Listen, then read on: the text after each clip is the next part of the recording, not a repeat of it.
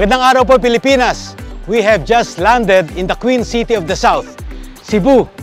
At tulad po ng naipangako ng Agri TV sa inyo, pupunta po kami sa iba't ibang parte ng Pilipinas upang bigyan po kayo ng magagandang pangkabuhayan at agrikulturang palabas.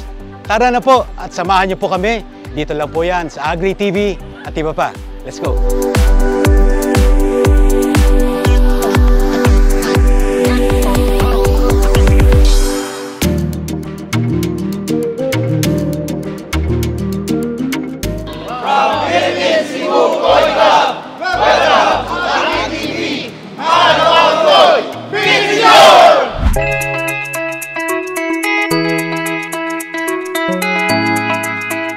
Friends in Koi, nandito po tayo sa Cebu para i-celebrate ang 10th anniversary Koi Show ng Philippine Cebu Koi Club.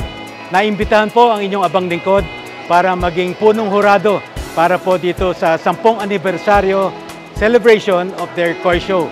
So katabi po natin dito ang Presidente si Aldrin, Vice President si Brian Michael Enad, and then yung kanyang Treasurer, ang masipag na si Dennis Shokoy Pipito. Kausapin po natin sila, tanungin natin kung anong mga preparation na ginawa nila upang mapaganda ang isa sa pinakamalaking Koi organizations dito po sa Pilipinas, ang Philippine Cebu Koi Club.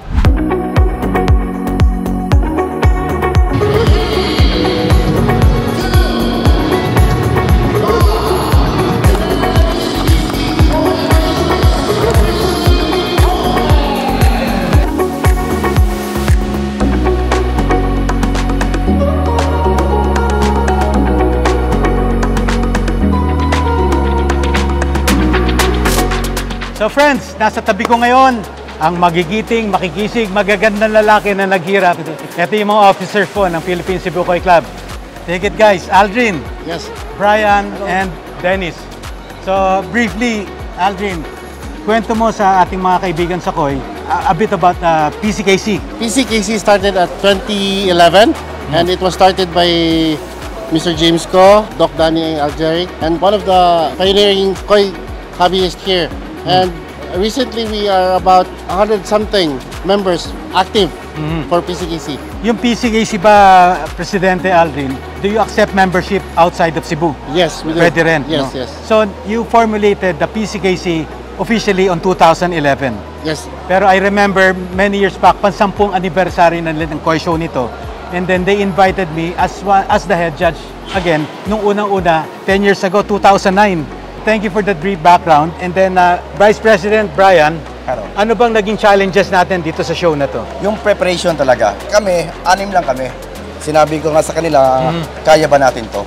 Okay. Pero here we are now. With the help sa mga members naman, sir, talagang support lang sila. Hopefully, successful lang ito na to. So, what do you think, Dennis? Anong promise ng ano na to? Ng club na to? What do you want to give to the Koi collectors, Koi keepers? Okay, sa amin mga baguhan pa lang kasi kaming mga officers.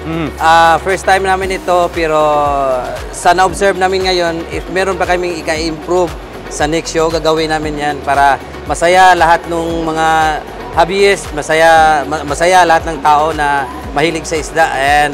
And hopefully this year meron pa kaming ibang shows na gaganapin dito pa rin sa Cebu para sa ikasasaya ng mga hobbyists naman natin.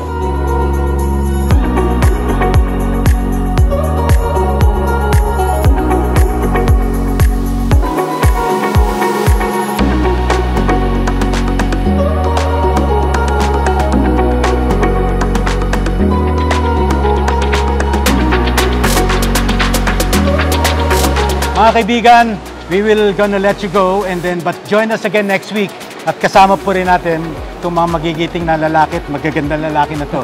Papakita po namin sa inyo yung judging, awarding, and many more festive activity happening here in Cebu. This is Mike Hernandez para sa Agri TV at iba pa, Mad About Koi. Kasama ko po si Aldrin, Brian, and Shokoy Pipito. Ayan po, dito po sa Cebu. Kita-kits next week. Thank you. Bye-bye. See you.